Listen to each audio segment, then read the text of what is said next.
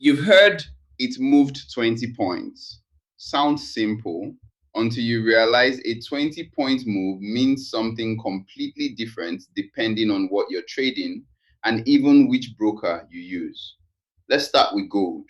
A 20-point move on gold could be worth $20 per ounce. On a standard lot, that's actually $2,000 because gold contracts are usually 100 ounces. Now, the Nasdaq. A 20-point move there might be worth just $20 per contract on a standard lot, since index CFDs are often quoted at $1 per point per lot.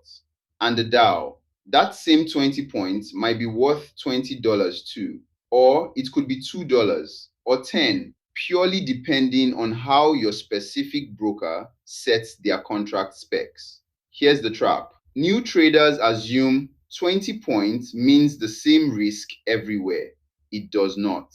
The exact same number on your chart can mean a $20 risk on one instrument and a $2,000 risk on another. So before you place a trade on a new instrument, pull up your broker's contract specifications. Find the point value for that specific instrument on your specific account.